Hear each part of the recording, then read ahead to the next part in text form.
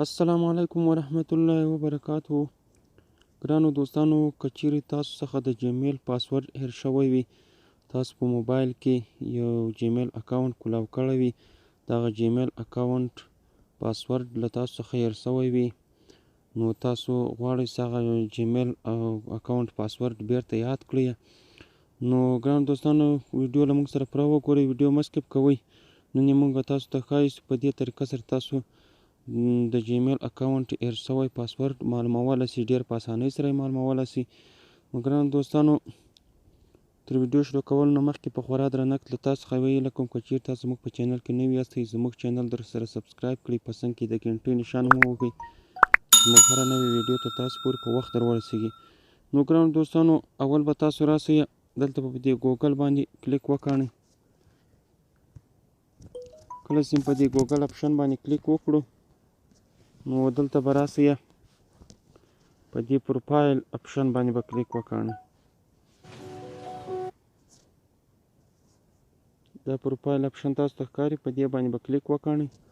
کله چې په دې باندې کلیک وکړو، نو دلته به تاسو سره جیمیل یې راواړوي. هر څونه جیمیل چې تاسو کولاو کړي په موبایل کې، هغه ټول جیمیل به تاسو ته راواړوي. د هر جیمیل پاسورډ چې له تاسو څخه هیر شوی وي او هغه پاسورډ تاسو یادول غواړئ، نو هغه جیمیل به ورته انتخاب کړئ، د هر جیمیل پاسورډ چې له تاسو څخه هیر شوی. نو ګرانو دوستانو، ما دلته دا یو جیمیل ورته انتخاب کړی دی. کله چې جیمیل ورته انتخاب کړو، نو بیا به دلته راسئ په دې ګوګل اکاونټ په دې ځای باندې به کلیک وکړئ. کله چې په دې باندې کلیک وکړو، نو تاسو سره به دا صفحه راواړوي. نو دلته به تاسو راسئ، دا څلورم اپشن تاسو ته ښکاري، په دې سیکیورټي په دې باندې به کلیک وکړئ. کله چې په دې باندې کلیک وکړو، نو دلته به کته راسئ،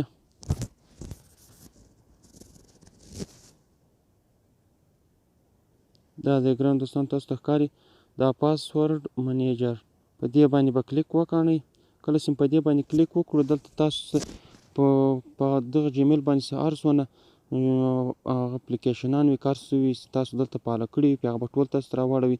ما دا د یو پیپال اکاونټ پرې جوړ کړی دی او یو دا ګوګل دی ما سره. نو په دې سیمبل به راسئ، په دې ګوګل اپشن نه دی، دا تاسو ته ښکاري، په دې باندې به کلیک وکړئ. د ګوګل ټکر کام باندې په دې باندې به کلیک وکړئ. کله چې په دې باندې کلیک وکړو، نو دلته به تاسو د ټلیفون کوډ ورکړئ. که چیرې تاسو ټلیفون ته کوډ ورکړی وي، نو تاسو به یې راواړوي. کوم ټلیفون ته تاسو لاک نه وي لګولی، ټلیفون ته کوډ نه وي لګولی، نو بیا به ډایرکټ تاسو ته راواړوي. نو زه دلته ما موبایل ته دا کوډ لګولی دی، زه دا کوډ ورکوم.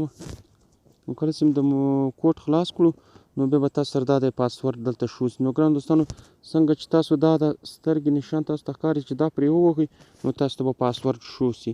نو ګرانو دوستانو، په دې طریقه سره تاسو د جیمیل اکاونټ هیر شوی پاسورډ معلومولی سي. نو ګرانو دوستانو، کوم چیرې ویډیو خوښ شوي، ویډیو سره لایک کړئ، چینل ضرور سبسکرایب کړئ، په څنګ کې د ګنټۍ نښان هم ووهئ، زموږ هره نوې ویډیو تر تاسو پورې په وخت در ورسیږي. او ویډیو ضرور له نورو ملګرو سره شیر کړئ. د الله په امان.